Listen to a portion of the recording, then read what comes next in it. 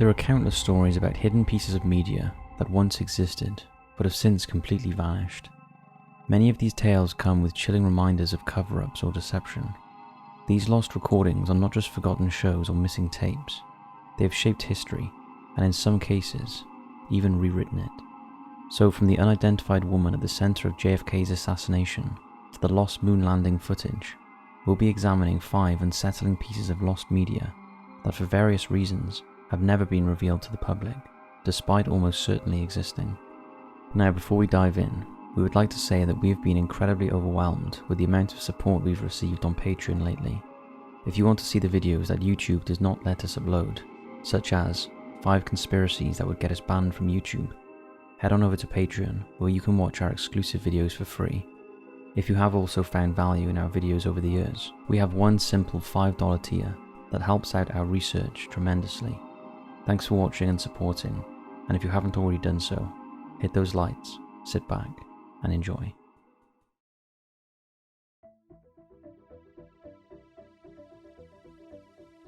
The Apollo 11 missing tapes. In 1969, during the Apollo 11 mission, NASA reached a remarkable milestone in human history by landing astronauts on the moon and broadcasting the event to the world. The footage of Neil Armstrong stepping onto the lunar surface and stating, "That's one small step for man, one giant leap for mankind," became an iconic moment. However, what people around the world didn't realize is that they were viewing a degraded version of the original footage. The grainy black and white footage became one of the most iconic broadcasts in history, but behind the scenes something strange was happening, something that decades later would fuel deep suspicion and speculation. That footage wasn't the original, and the real high-quality video of the moon landing had mysteriously vanished. And this isn't a conspiracy. The original footage of Apollo 11 was recorded in a unique slow-scan television SSTV format, which was far superior to the version that was broadcast on global television. To convert the SST transmission for standard television viewing, NASA's ground receiving stations performed real-time scan conversions to the NTSC television format. The original magnetic data tapes were supposed to then be carefully archived by NASA, yet when researchers and archivists went looking for them decades later, they were gone. Not misplaced, not damaged, simply gone. NASA, after an internal investigation that concluded around 2009, offered a remarkably mundane explanation. These tapes were likely erased and reused in the 1980s during a period of tape shortages. According to this account, someone had apparently decided that the raw, unfiltered video of mankind's first step on the moon wasn't valuable enough to keep, so recorded over it. For many, this explanation raises more questions than it answers. Why wasn't one of the most important astronomical videos ever recorded treated with more care? How could the world's most advanced space agency lose or choose to erase such critical historical material?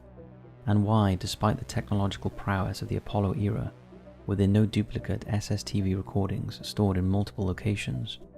Adding to the mystery, the tapes disappeared during a period when public interest in re-examining the moon landings was growing, fueled in part by skepticism, hoax theories, and demands for more transparency.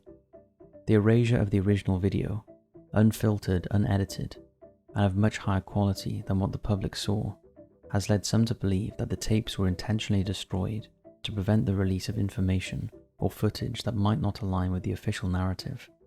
What do you make of this one?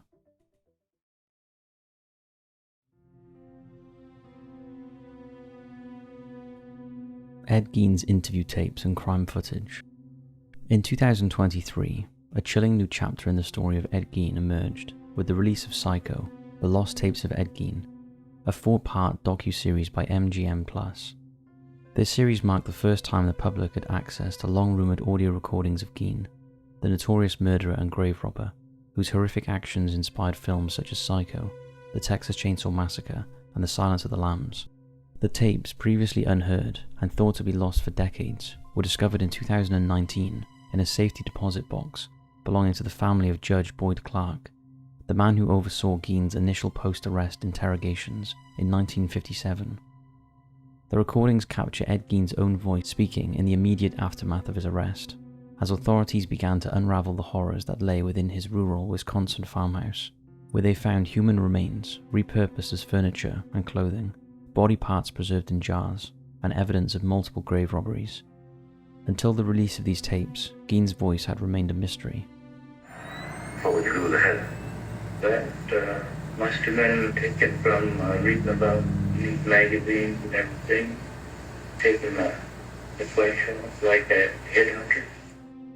The docu-series uses this audio to reconstruct his mental state, blending it with rare crime scene footage, archival photographs, and psychiatric evaluations to present a more intimate and disturbing portrait of a man both shaped and consumed by his psychosis. The tapes reveal a deeply disturbed individual struggling with delusions, guilt, and a detachment from reality. The audio is haunting, not just because of what Gein confesses, but due to the casual and disconnected manner in which he recounts horrors that would haunt a generation. Before the tapes were revealed, there was a widespread belief that no audio or video of Gein existed, and according to the creators of the show, the tapes discovered in 2019 represent the only verified recordings of Gein's voice. Or do they? In 1958, Gein allegedly gave an interview to journalist Stavo Churchillo, but the whereabouts of the footage is unknown. Additionally, when the police entered Gein's farmhouse after his arrest, they took several photographs of the horrors they found inside that are available to view online, but they never publicly acknowledged audio or video recordings from inside the home. And whilst it's possible that police archives and psychiatric institutions hold further materials, such as unpublished interview recordings or crime scene audio, there is no documentation or credible report to confirm their existence, even though they very likely exist. Another mystery is what happened to filmmaker Errol Morris's interview with Ed Gein. In 1975, Morris travelled to Plainfield, Wisconsin, where he conducted multiple interviews with Ed Gein, who was residing at Mendota State Hospital in Madison. Morris later made plans with German director Werner Herzog to secretly open Gein's mother's grave that summer in order to test their theory that Gein had already exhumed her remains. Although Herzog arrived as scheduled, Morris had second thoughts and did not attend, so Herzog did not go through with opening the grave. Afterward, Morris returned to Plainfield, where he stayed for almost a year and conducted hundreds of hours of interviews. However, despite this extensive work, his aspirations to write a book or create a film titled Digging Up the Past remains unfinished. Morris allegedly has the interviews, but whether we'll ever see them is up for debate. Maybe some things are just too disturbing to show.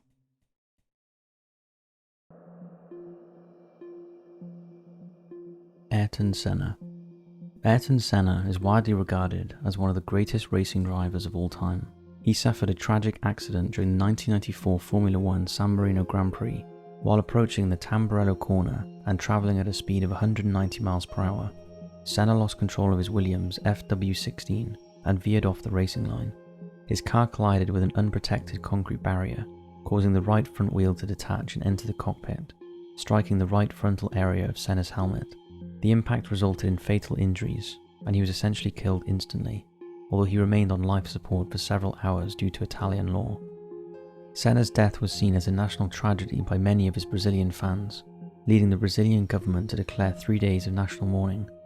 For years, the Williams F1 team was involved in Italian criminal court proceedings regarding the accident, but the exact cause of the crash has never fully been understood, with various theories suggesting that a broken steering column, modified at Senna's request just before the race, could be responsible, or that low tyre pressures may have played a role due to a lengthy period behind the safety car. Footage around the time of the crash, Formula 1 boss Bernie Ecclestone was quoted as saying that Senna's in-camera car footage was delivered to Frank Williams, the head of the Williams team, just 2 days after the event. But mystery surrounds the onboard footage of the impact, which appears to be missing. During the legal proceedings for the Senna manslaughter trial, the chief prosecutor requested the onboard footage of the incident. However, representatives from the Formula 1 Constructors Association misunderstood the request and did not fulfill it, claiming that shots of the impact did not exist. The crash occurred 14.2 seconds into the lap, meaning 1.4 seconds of critical footage was missing. In court, it was noted that there was a 0.9 second gap, which FOCA attributed to a camera switch made by their director, and claimed it was coincidental that the footage ended just before the accident. Despite the presence of many handheld cameras at the circuit that day, their footage has not been released either. Notably, a camera positioned at the Tamburullo corner was focused on the track during the crash. However, no footage of the paramedics' efforts has been made public. Some handheld footage was briefly shown in a news report on the 10th anniversary of Senna's death, but much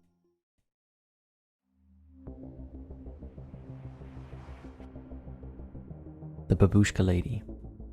On November 22, 1963, JFK was assassinated while riding in a motorcade through downtown Dallas, Texas. The alleged assassin Lee Harvey Oswald fired shots from a 6th-floor window of the Texas School Book Depository. The investigation that followed concluded that he acted alone. However, despite the official narrative, various conspiracy theories have emerged regarding who was truly responsible for President Kennedy's assassination. One of the most intriguing mysteries from that fateful day involves a woman known as the Babushka Lady. She was seen filming during the event, but despite the historical significance of her footage and extensive efforts to identify eyewitnesses, her identity remains unknown, and her film has never been made public. Photographs from the scene depict a dark-haired woman in her late 30s to early 40s, wearing a voluminous tan trench coat, sunglasses, and a scarf tied closely beneath her chin.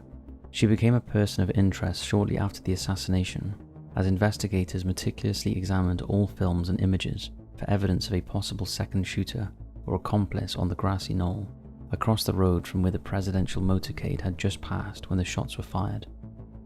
The Babushka Lady was part of a small crowd on that side of the road, making her visible in several photographs. She drew attention not only for her unusual, unseasonal clothing, which could have served as a disguise, but also because in many images she appears to be holding her hands up to her face, suggesting that she was using a video camera.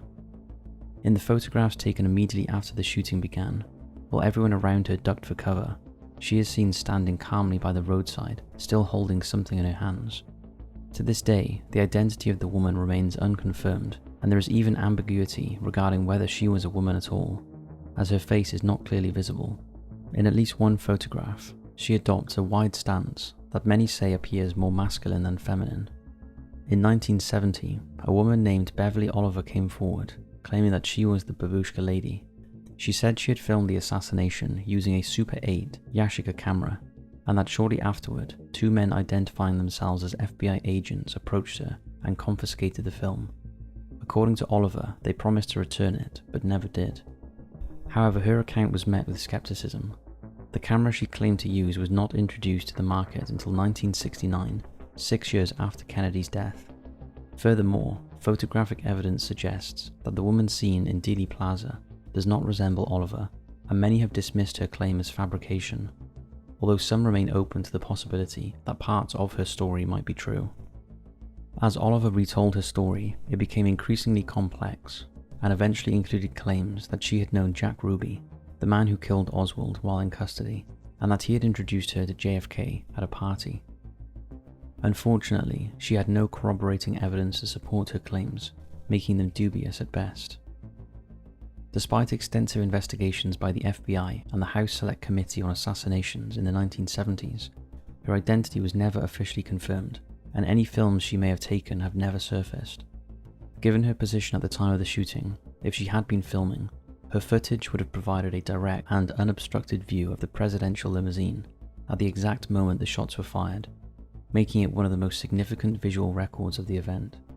Of course, from the existing photographs available, there is no way to definitively prove that the Babushka Lady was actually holding a camera, and some have suggested that it was a gun, but it seems inconceivable that she would not know that investigators were trying to identify her, so why did she choose not to come forward? To this day, the Babushka Lady remains a haunting figure in the JFK assassination narrative, an anonymous witness, potentially holding lost evidence, who simply walked away into history, never to be seen again.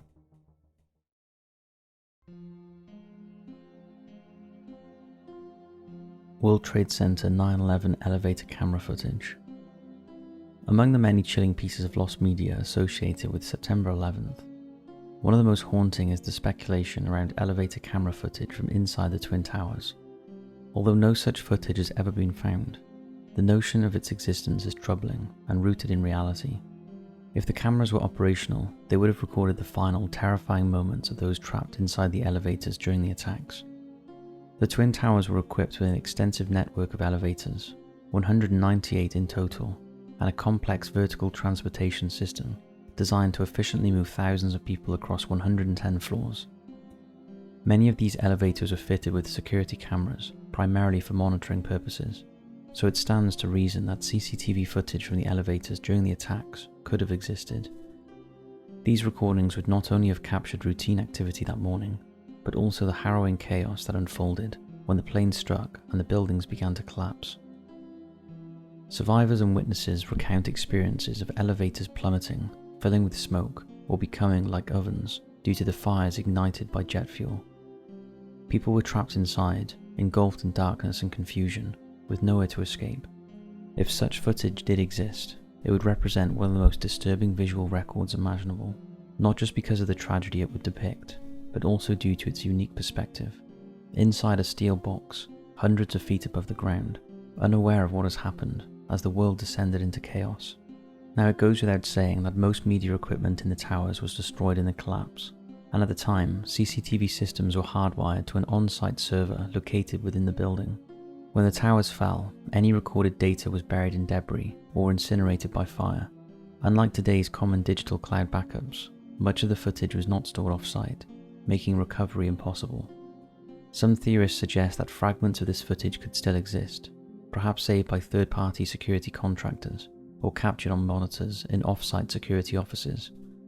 However, no such evidence has ever surfaced, and it's likely that even if fragments once did exist, they were either destroyed in the chaos or deliberately suppressed due to their graphic nature. The idea of World Trade Center elevator footage haunts me to the bone. It symbolizes the unknowing aspects of a day already defined by overwhelming horror. While we may never truly understand what those cameras captured, they represent a lost window into the darkest moments of one of the world's worst ever tragedies. So that's it for this video. Thanks for watching, stay safe, and I'll see you next time.